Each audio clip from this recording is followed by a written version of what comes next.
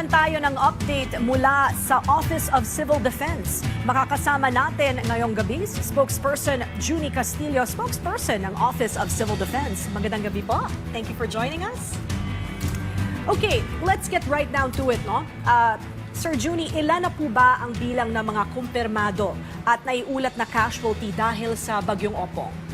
Charms, dito sa Bagyong Opong, ang tinitingnan na natin ng mga initial data na nakuha natin as of kaninang mga 6 p.m., meron na tayong 10 na naiulat na casualty natin or mga kababayan nating nasawi. These are coming from 3 from the province of Masbate and then 7 from the province of Biliran in Eastern Samar. Sir, gusto ko lang mag-add din, no? Apart from the casualties, meron din po tayo mga missing, mga nawawala na residente. Tama, Jay. As doon pa rin sa Eastern Visayas, meron tayong, kaninang umaga, meron tayong naiulat na 7 no, that are missing ng mga kababayan natin from Humonhon, bumiyahe papuntang Giwan. But kabutihan palad po na natagpuan na itong 7 missing natin kanina. But then again, meron pa rin 5 na naiuulat na missing pa rin doon pa din sa Eastern Samar. Ito yung mga kababayan natin na pumalaot, these are fishermen, pumalaot sila noong September 23 and then hanggang sa ngayon hindi pa rin natatagpuan. But this one, bukas ng umaga, if the weather permits, meron tayong Black Hawk helicopter who will be conducting the search operations for these missing fishermen. Sir, sa kabuuan naman, ilan na po ang yung bilang ng mga apektadong residente sa bansa? Pagdating naman sa bilang ng mga apektadong kababayan natin, we're actually looking at hindi lang dito sa Opong dahil tuloy-tuloy magkakasunod dito from Bagyong Mirasol and then yung Super Typhoon Nando and then kasabay pa nito yung Southwest Monsoon. So as of 6 p.m. Kanina, we already are counting umabot na sa 2 milyong mga kababayan natin ang apektado. Magkakaibang mga hazards, ika nga, no? We're looking at those that are affected due to flash floods, doon sa malalakas na hangin, no? Meron din mga kababayan tayo na naapektuhan ng mga landslides, so magkakaiba po, no? And then may storm surge din. So we're looking at more than 400,000 families ng ating mga kababayan apektado nitong magkakasunod ng mga weather disturbance. Okay, so 4,000 families. In terms naman po sa pinakamalaking pinsala na iniwan ng Bagyong Opong sa mga lugar na tinamaan nito, ano na pong mga lugar sa bansa exactly ang pinakamatinding naapektuhan ng bagyo? Sa ngayon, Charms, base doon sa ating mga nakuhang ulat, no, from the regional offices natin, ang pinaka-tinamaan talaga ng Bagyong Opong ay yung probinsya ng Masbate. Doon nakikita natin, base doon sa mga imahe at sa kausap na rin natin, no, ang ating mga regional offices and then ganun din yung mga local DRRM offices.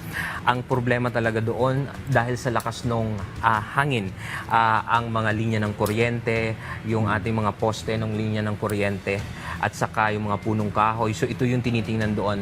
It's really our problem with restoration of the electric distribution, no, to our kababayans in Masbate. Okay, just an add-on question, no, spokesperson Junie. Kumusta naman ngayon ang mga kalagayan sa evacuation centers? May sapat po ba tayong pagkain, tubig at gamot para sa mga evacuees? Tama, Charms. Dahil dito sa ipinapatupad na natin na whole of government, ika nga, no, sa direktiba ng ating Pangulo, nagpapaposisyon na po tayo ng mga pagkain. These are food and non-food items doon sa ating iba't ibang mga lugar. And this we do this year in and year out na, no? Pagka nababawasan, nagre-replenish, may bagyo man or wala. So pagdating doon sa pagkain, wala pa po tayong naririnig or nanghihingi, no, from local government units or from the regional offices na kinukulang doon sa pagkain. But in terms of other needs, no, like especially itong mga kababayan natin na nasiraan ng bahay, yun yung mga hiningi. Kaya ang ating na mga regional and then the national government offices, yun na yung tinitingnan natin na ipadadala doon. Itong mga para naman sa mga nasirang ari-arian nila, especially yung mga bahay, no, we're looking at sending them shelter kits na ipapadala doon, yung mga tarpaulins na temporary na mga pwede nilang tirhan at saka ayusin yung mga kabahayan nila.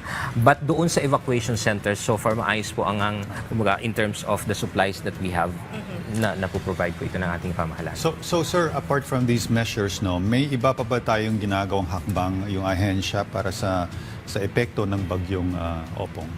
Dito po dahil lang nakita nga natin hard hit yung Masbate at saka ang problema dito ay yung linya ng kuryente. Kaninang umaga, inayos na through the NDRRMC ang mga kumbaga grupo from different electric cooperatives nationwide at ang tinawag nila dito is Task Force Kapatid. Ito po ang mga ipadadala natin doon sa Masbate para tumulong for the restoration para mas mabilis na ma-restore. And then we're also looking at sending our RDNA teams. These are the rapid damage and needs assessment natin para at least makita talaga yung kabuuang lawak of the impact of typhoon Opong dito sa probinsya ng Masbate and also in other provinces. That's one. And then pangatlo po, no, bukod doon sa mga RDNA teams na pinapadala natin, nagpapadali din tayo ng mga sa linya ng komunikasyon na pwedeng maitulong doon sa ating probinsya.